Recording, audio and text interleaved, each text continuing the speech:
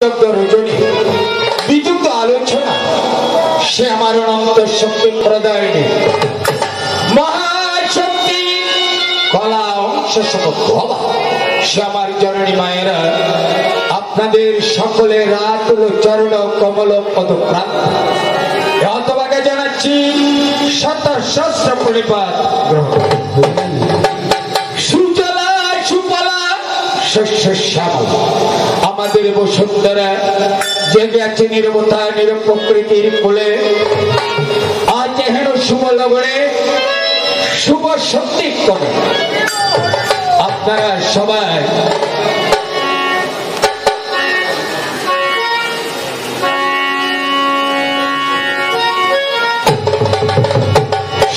ছুটে এসেছেন কৃষ্ণ কথা অবগাহনে কৃষ্ণ কথা আলাপনে কৃষ্ণ কথা শ্রবণে অতীব আনন্দ উদ্বেলিত কত হলো যেমন কৃষ্ণ কথা বলতে বাবারা আমি বিশেষ কিছু জানি কারণ এই কচি বয়সে কতবার শাস্ত্র পড়েছি আর কতবার শুনেছি অতীব দেখেছি তবু ভরসার কিছু কথা আপনাদের রাখানো আমার গোবিন্দ নিজ বলেছেন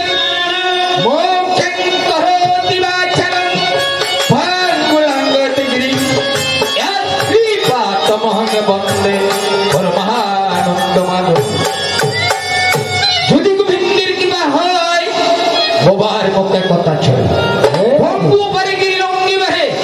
অন্ধ জনা পায় দৃষ্টি শক্তি তবে জানি না গোবিন্দ কি বলায় যদি কিছু বলায় যেমন আমরা তেজিয়া কান্তারে গিয়ে গোবিন্দ কান্তারে পুষ্পাচয়ন করে আমার গোবিন্দ চরণে মা জগতে জগনের চরণে বিশ্বকর্মার চরণে যেমন আমরা অঞ্জলি প্রদান করে থাকি আজ আমিও তেমন কথা গুচ্ছ বাগের পরিভ্রমণ করে কথা গুচ্ছ চয়ন করে আপনাদের চরণে অঞ্জলি বিশেষ এতে থাকবে মূল ভ্রান্তি ভাবের বিচ্যুতি সুরের বিচ্যুতি ছন্দের পতন বিদ্য করে করবে আছিস পুত্র সমজ্ঞানে সাহসে যোগাবে যত একমাত্র জীবন বন্ধুগণে পদে পদে ভুল ত্রুটি হবে নাকি যত এই অবাকাকে করবেন ক্ষমা আপনাদের সন্তানের মতো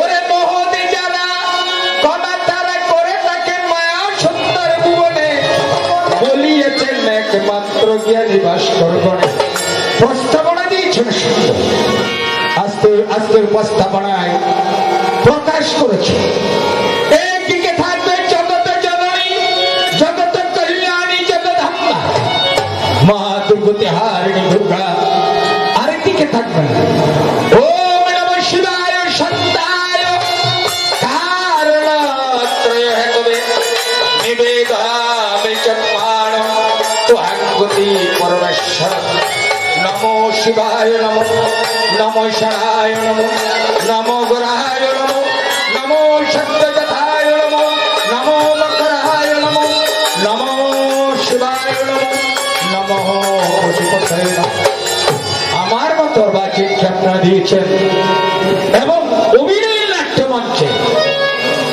আমাকে দেবাদিদেবের ভূমিকায় রেখে আমার অগ্রজ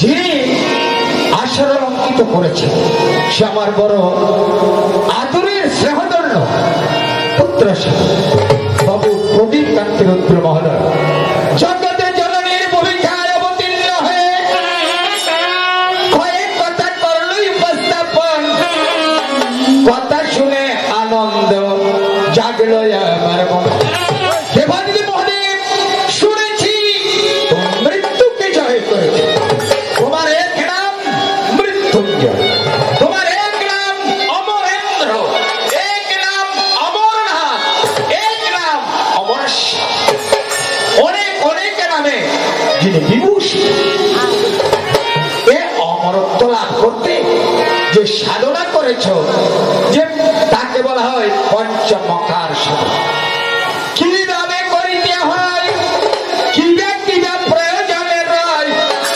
কোন তিথিতে কোন ভক্তের কোন বারে অমরত্ব লাভ করেছ মায়ার যখন জানিতে বাসনা জাগে আজকে তোমার মন তোমার কাছে একদিন বর্ণনা করেছিলাম কোথায় জনসমাবেশে তোমাকে আমি বলেছিলাম দেবী এই তত্ত্ব যদি তোমাকে জানতে হয় এমন জায়গায় নিরূপণ করবে যে জায়গার মধ্যে পশু পাখি এমনকি কীট পর্যন্ত থাকতে পারবে না তুমি স্থান নিরূপণ করেছে কোথায় অমরত্বের কথা বলেছি বলে সেই জায়গার নাম অমরেশ্বর তীর্থ বাস্তব জগতে কোথায় যাহা নিয়ে দুই দেশের মধ্যে এখনো দ্বন্দ্ব চলতেছে কোথায় সে কাশ্মীরে জম্মু কাশ্মীরের মধ্যে আমি তোমাকে একটি ঘরের মধ্যে বলেছিলাম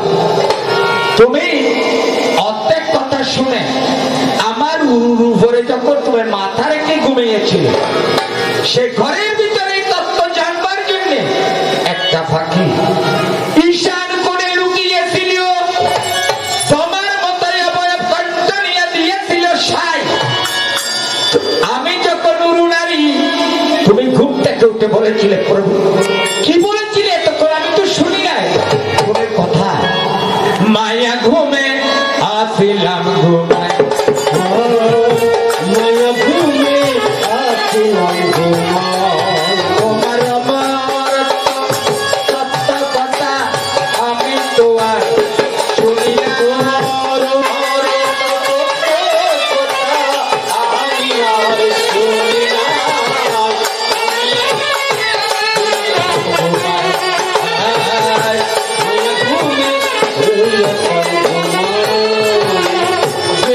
পাখি শুনলা পরে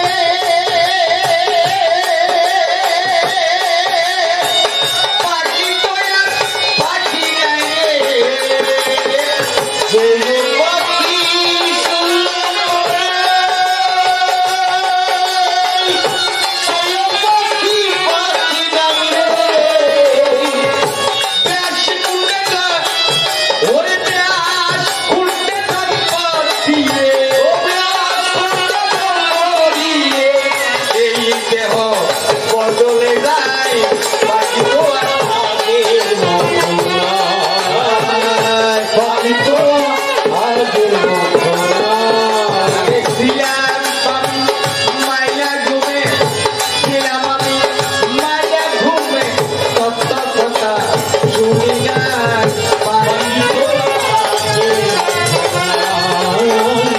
পাখি তো এই কথা যে কথা তুমি জিজ্ঞাসা করেছো এই কথা গুরু আর শিষ্য গোপনে ঘরের ভিতর একজনকে একজনে বলে শিষ্যকে বলে কে সেজন্য বলেছে গুরুদর বাঁচিয়ে জল খাও আমার জানিনা রে চাই আমার একটা চন্দ্র শিকড় এদের চন্দ্র গাছের গোড়ার শিকড় এই দেহে ঊর্ধ্বে মায়াময় জগতে বলতে গেলে জ্ঞানের জগতে গেলে এটা গাছের গোড়া আর এটা গাছের আগা ব্রাহ্মণবাড়িয়া নবীনগরের একজন সাধক একটা গানে বলেছিলেন গুরুকে বলেছিলেন গুরু গো এমন দেশ কোন জায়গায় আছে উত্তর দিকে গাছের গোড়া নিম্ন দিকে তার আর গীতায় বলেছে কি উর্ধ্বমূলম অধঃশাখম ঊর্ধ্বে মূল অধঃশাখম নিচেষ্টা তাই এই শিখরে আমার একটা চন্দ্র আছে তাকে বলা হয় চন্দ্রকলা বাকি অংশ হাত আছে পৃথিবীর মুখে আমরা দুজন আছি আমাকেও বলা হয় ভগবান আমার কৃষ্ণকে বলা হয় ভগবান আমি বগে যুক্তবান আর আমার কৃষ্ণ স্বয়ং কৃষ্ণস্তু ভগবান সে নিজে নিজে অবতীর্ণ হয়েছে সেজন্য বিদায় বলেছেন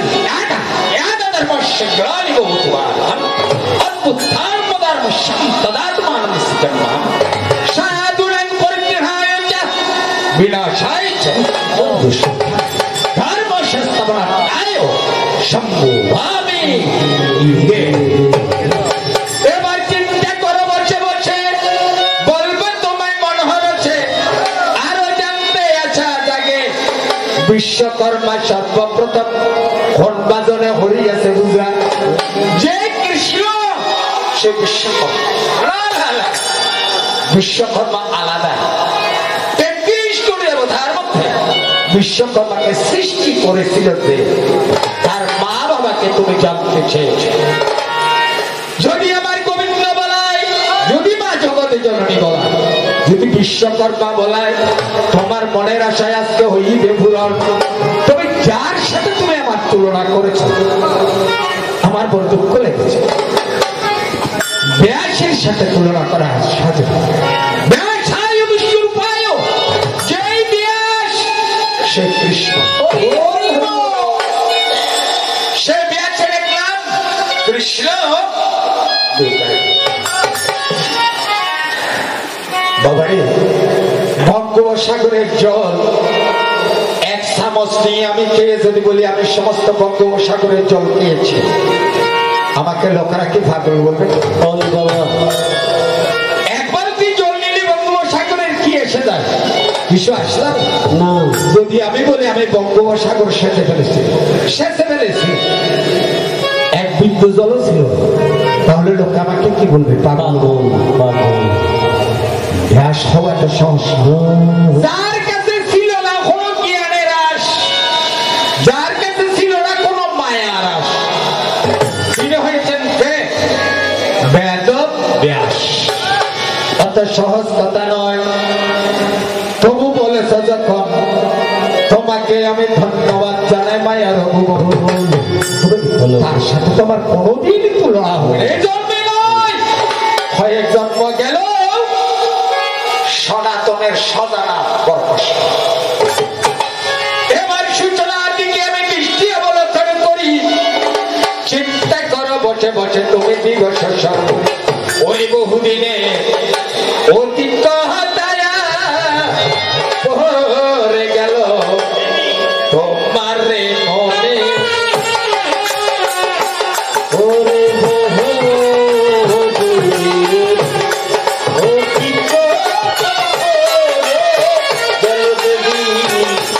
তোমার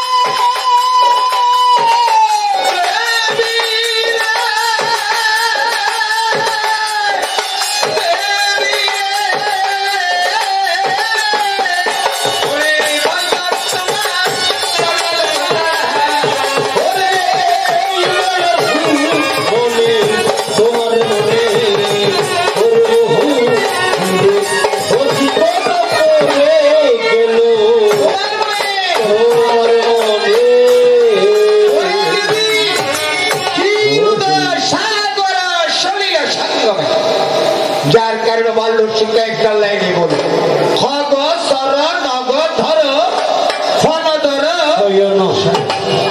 যাকে বলা হয় নারায়ণের অনন্ত সত্য। সে নারায়ণের অনন্ত সজ্জা নাভি থেকে কমল উপাসিত হলে কমলের উপরে সর্বপ্রথম সৃষ্টিকর্তা ব্রহ্মা। এই নারায়ণের অংশে এক অংশকে 3 ভাগ বিভক্ত করে আমরা সেই জন্য এটাকে বলা হয় শিবলোক, আর এই দিককে বলা হয় ব্রহ্ম, পূর্ব দিককে বলা হয় বিষ্ণুলোক।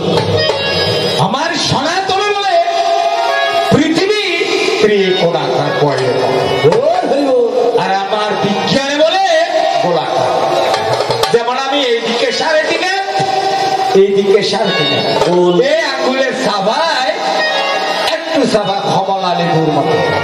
সেই জন্য সাধকেরা বলে গোলের ভিতর আছে মাল, কারণ সোনালা দিয়ে পৃথিবীর বুকে আমাদেরকে ভগবান পাঠিয়েছে। সোনালা দিয়ে দেহ তৈরি পরিপূর্ণ করে ভগবান পাঠিয়েছে, কিন্তু আমরা মহামায়ার ফাঁদে পড়ে সব হারিয়ে ফেলেছি বলে এটার নাম হয়েছে পুলক। আসলে মুনি নাচ সকলে শুধু তোমার আমার নয়, এমনকি সাধু ঋষিদের পর্যন্ত ভুল হয়ে যায়। সেই জন্য পৃথিবী দেখলাম হলো এবার সোনা মন দিয়া বসিয়া বসিয়া তোমার মনের কথা বসিয়া বসিয়া তোমার মনের কথা বলিব তোমারে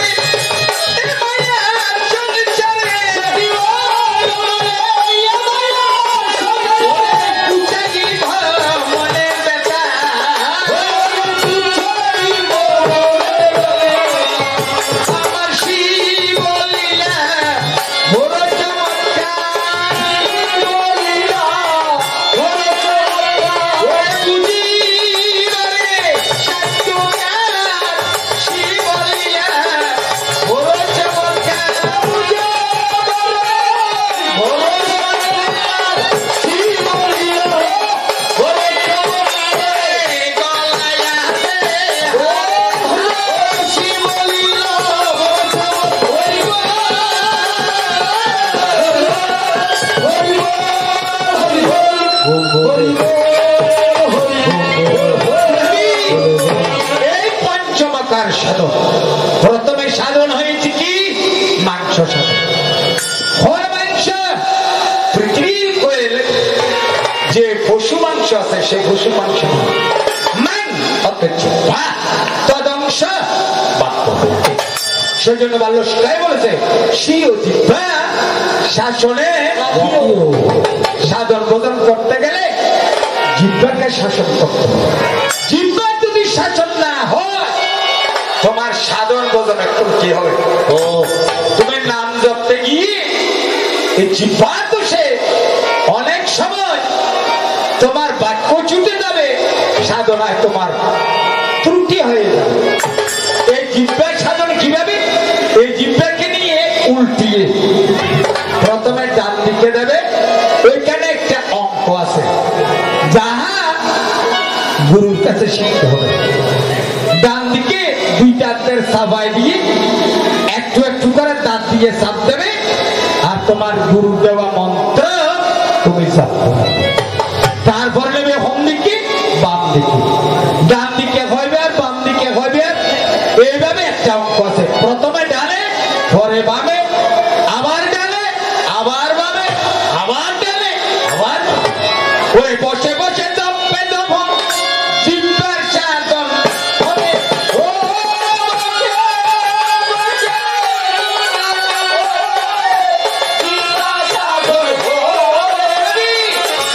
এতে তোমার উপকার কি হবে? লোভ কমে যাবে। এতে তোমার কি হবে? আশা কমে যাবে। এতে তোমার কি হবে? পিপাসা কমে যাবে। ভোগের যত আশা আছে সব কমে যাবে। তবে একটা আসন করতে হবে। প্রথমে আসন শুদ্ধি, তারপর ভূত শুদ্ধি। ভূত হন ভূত, দেহ ভূত শুদ্ধি। পঞ্চভূতে এ দেহের গড়া। কি কি? পঞ্চভৌতিক দেহকে সবল করে একটা আসন করবো। এটা কোন আসন? হয় তোমার ইচ্ছা মতো, হয় ব্যাস আসন করো, না হয় সুখাসন করো, না হয় একটা আসন আছে ত্রিকূট আসন। এ ভাইয়ের গোড়ালি নিয়ে, ডান ভাইয়ের গোড়ালি যে অস্থি আছে, ওই অস্থিটা দিবে হোতায় তোমার গুঞ্জদার আর অন্ডকোষে মাঝখানে 4 আঙ্গুল 6 আঙ্গুল যে ভাগ আছে, ওইখানে 2টা রগ আছে। একটা অধমুখী, একটা ঊর্ধ্বমুখী। 2টা রগ একসাথে সাপের মতো যদি বসতে পারে, তাহলে তোমার দেহে খাম বলতে থাকবে। তুমি যে প্রশ্ন করেছো এটা যোগতান্ত্রিক প্রশ্ন হবে। হতাই যোগতন্ত্র প্রদীপে লিখেছেন কে? আমার শ্রীমৎ স্বামী অদ্বৈতানন্দের একজন শিষ্য ব্রহ্মানন্দ পুরী মহারাজ, যে যোগতন্ত্র প্রদীপ রচনা করেছে। এখন তো এই দেশে পাবে না, ভারত থেকে সংগ্রহ করতে হবে যোগতন্ত্র প্রদীপের মধ্যে পাবে। সে আসন বসে যদি তুমি এরা সব পুরো কুম্ভক করে এই মাংস সাধন করে, তারপরে করবে কি মৎস্য সাধন। ফল মাছ এই মাছ সেই মাছের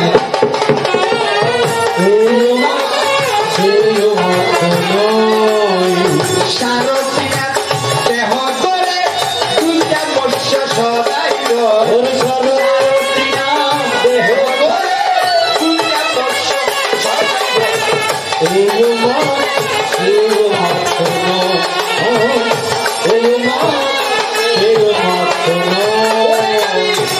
তুমি অমরত্ব ভাবার জন্য, তুমি অমরত্ব কি জিনিস বুঝার জন্য জিজ্ঞাসা করেছো। আমি তোমাকে দিতে চাইছিলাম, তোমার বাক্য দোষে তুমি ভাবো না। সেই জন্য আমার শিবকে সেই জন্য বলা হয় অষ্টভাষ বদ্ধ হলে জীব, অষ্টভাষ মুক্ত হলে শিব। অষ্টভাষ কি? ঘৃণা, লজ্জা, ভয়, মান, অভিমান, জাতি, কুল, শিব, এই অষ্টভাষ। অষ্টভাষ থেকে তোমাকে মুক্ত হতে, অষ্টভাষ থেকে মুক্ত হতে তোমাকে এই সাধন করতে। এই মাছ পুকুরের মাছ, 3.5 দেহ করে 2টি মাছ আছে। অহন আর সব, শ্বাস আর প্রশ্বাস। এইটারও একটা অঙ্ক আছে। এইভাবে চিপে ধরে বাম নাসায় ক্ষয়বার নেবে, ডান নাসায় ক্ষয়বার সাথে, মাঝখানে একটা একটা বাদ দিতে হবে। বাদ দেবে কেন? ডান দিকে ছাড়বে যখন এটাকে 2 ভাগে ভাগ করতে হবে।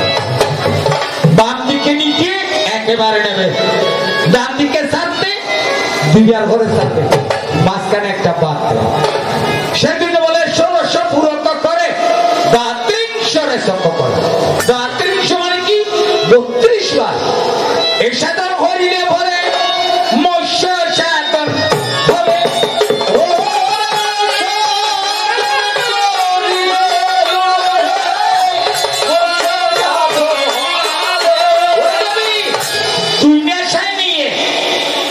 উপরটাকে চাপ দেবে নিচের দিকে, আবার নিচেরটাকে চাপ দেবে উপরের দিকে। কি জন্য? তোমার কুণ্ডলিনী মুক্ত আছে। এই কুণ্ডলিনী শক্তিকে একমাত্র তুমি 3.5 ভাঁজ দিয়ে সেই মূলিঙ্গকে তুমি বেষ্টন করো। কোথায়? মেরুদণ্ড যে জায়গায় শেষ, তার থেকে 6 আঙ্গুল উপরে তুমি আমাকে বুকে জড়িয়ে ধরে, বুকের মধ্যে মুখ লাগিয়ে তুমি ঘুমিয়ে আসো। তো বিনাশা নিয়ে এই জায়গায় একটা সূক্ষ্ম ছিদ্র আছে, যার কারণে আমরা একটু বেশি মানে যদি নিয়ে নাকের কাছে আনি, ওই ছিদ্রের মধ্যে যদি পানি লাগে তখন আমরা হাসিয়ে দিয়ে থাকি। সেখানে কি পাতলা একটা আবরণ আছে, ওই আবরণটা যদি ফাটাতে পারবে, ফুবিয়ে তোমার কুণ্ডলিনী যখন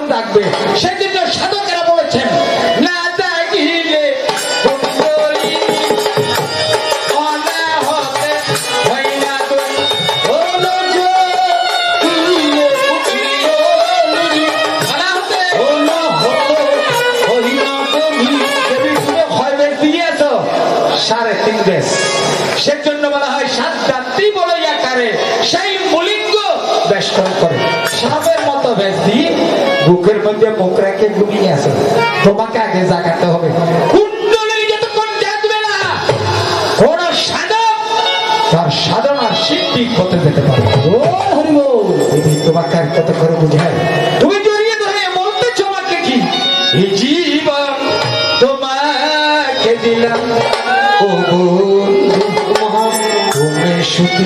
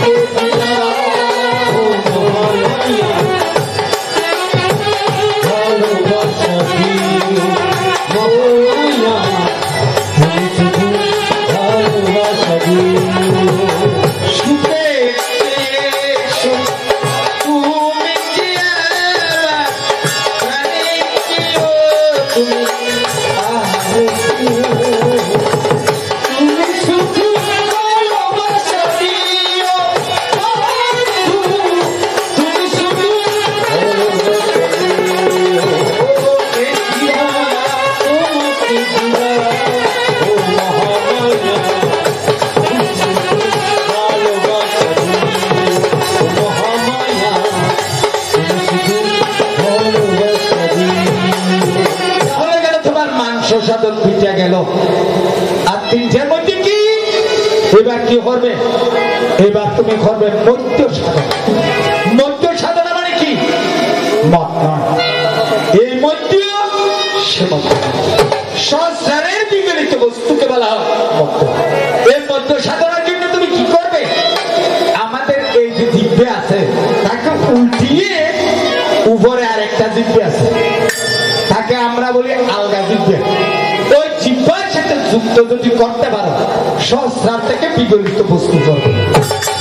এক ফোঁটা খেতে পারলে 7 দিনের ভিতরে তোমাকে আর কিছু খেতে হবে না। সেই সাধনা কি বলা হয়? মধ্য সাধন।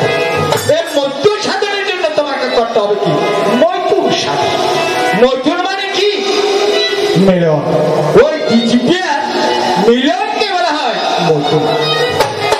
তাহলে মধ্য সাধন, মৈথুন সাধন। মৈথুন সাধন করতে গেলে করতে হবে কি? মুদ্রা সাধন। হংস মুদ্রা, আবাহনী মুদ্রা, স্থাবনী মুদ্রা, শঙ্খ মুদ্রা। এইভাবে মুদ্রা সাধন যদি হতে পারো,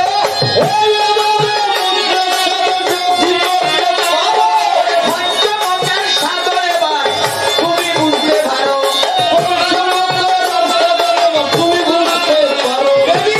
তোমার মুখে শুনেছি মহাদেবকে ভাবার জন্য তুমি 108 বার মরেছো। আমার মনে হয় তুমি বোধহয় আরো একবার মরেছো। তাহলে 9 বার হবে সুজন সমাবেশ। 109 বার কখন মরেছ আমি বলবো। তোমার মনে হয় তুমি 109 বার মরেছো। সেজন্য অস্থি রেখেছি হয়টি 108টি। সেজন্য যে হনো মালা গাঁথতে গাঁথার সময় কি লাগবে? 108টি গুটি যুক্ত করতে হবে। তার সাথে আরেকটা গুটি ওই ঝুলন্ত রয়েছে। এইটা হয়েছে তোমার কি? 109 বারের প্রমাণ। এবার চিন্তা করো মনে মনে তোমাকে শুনে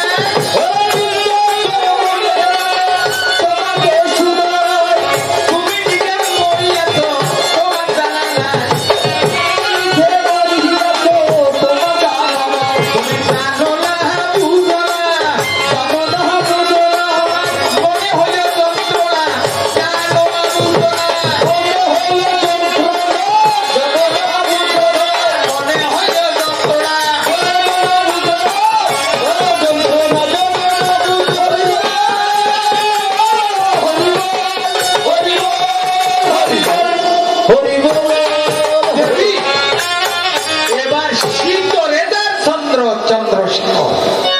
এই চন্দ্র কোথায়? গগনের চন্দ্র নয়, তুমি বলেছো আমি মানলাম। এই চন্দ্র কোথায়? আমাদের ভিতর আছে। একজন মানুষের কাছে 24.5 চন্দ্র আছে। যেমন 10 ইন্দ্রিয়, ষড়ঋতু, 10 6 16, পঞ্চমান 16 পাশে 21, শত রজ তম 21 দিনে 26, গগনের চন্দ্রকে ধরেছে আদা, এই 24.5 চন্দ্র দেহের মধ্যে আছে। এই চন্দ্র বলে থাকে। আমি তোমাকে বলতে গেলে এখানে আমাদের প্রজন্ম আছে বিদায়, তবু আমি বলতেছি যাকে বলা হয় সোম, সোমর অপর নাম চন্দ্র, যাকে বলা হয় নিশু ভাষায় বীর্য অথবা শুক্র। এই জন্য আমরা প্রথমে কি করতে হয়, 1 থেকে 24 বছর চন্দ্রের সংযম করাকে তাহাকে বলা হয় ব্রহ্মচর্য ব্রত। 1 থেকে 24-এর মধ্যে 1 ফোঁটা বিন্দু যদি পতন ঘটে তাহলে হবে কি মরণ। সেজন্য বলেছেন বীর্য ধারণ জীবনম, বীর্য পতনম মরণম ভবে। বীর্য পতনে আয়ু ক্ষয়, বীর্য ধারণে আনন্দ। এই 24 বছর হয়েছে ব্রহ্মচর্য ব্রত ভালো। 24 বছরে ভরে গিয়ে কি গ্রাহ্য আশ্রম। প্রত্যেক মানবের জীবনকে 4 ভাগে ভাগ করতে হবে, ব্রহ্মচর্য, গ্রাহ্য, বানপ্রস্থ। বানপ্রস্থ বলে কাকে? বাড়িতে আসি ঘরের মধ্যে নাই, বাড়িতে আসি কিন্তু আমি ঘরে নাই, ব্রহ্মচর্য ব্রত ভালো। তারপর হয়েছে কি সম্যক ভাবে ন্যাস প্রাণায়ামে আমার জীবনকে আমি শান্ত করেছি বলে তাকে বলা হয় সন্ন্যাস। এবার চিন্তা করো মনে মনে, আর কত শুনবে।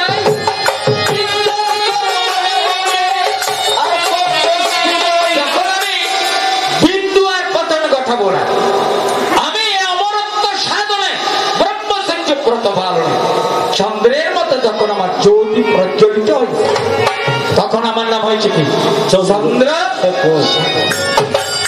আমার হয়েছে দ্বিজলের উপরে, এইটা দ্বিজল, 2 দলের সমান, এইদিকে গিয়ে দ্বিজলের উপরে হয়েছে বলে শেখরে চন্দ্র, চন্দ্রশেখর।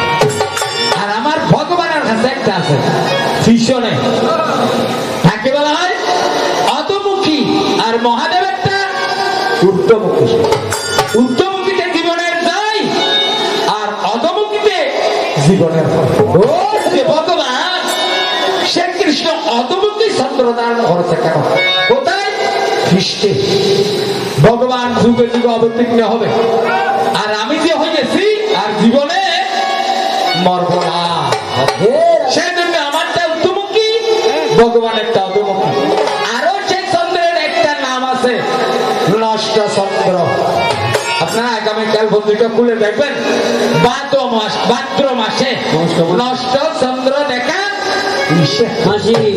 যদিও কোনো কারণে দেখা হয়, স্নান হলে কিছু দান করতে হয়। তারও একটা বিধান আছে,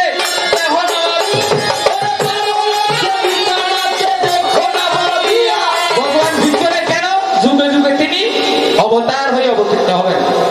আর আমি এই যে হয়েছি, আমি আর যুগে যুগে হলো অবতীর্ণ হব না। মরণকে যেদিন জয় করেছি সাধনার বলে, অবশ্যম্ভাবী আমার চন্দ্র জ্বলবে। আমাদের দলের সকলের জ্বলে। কিভাবে জ্বলবে?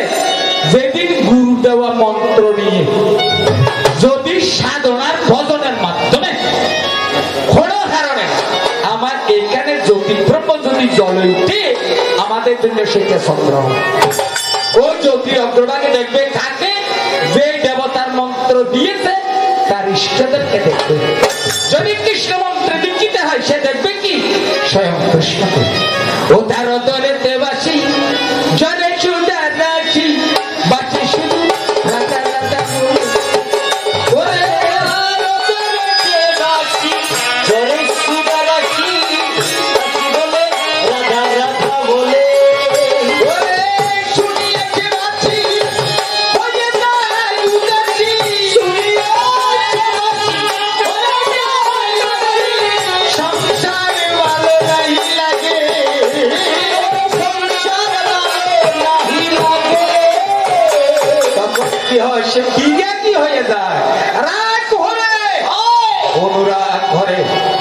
কৃষ্ণ প্রেমে সে তখন ভারী ধরে, তখন তাকে বলা হয় ওই রা কি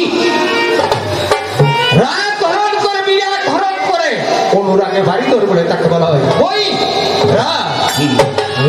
এবার তোমার শেষের দিকে যাই, এটি বিশ্বকর্মার কথা তুমি বলেছো।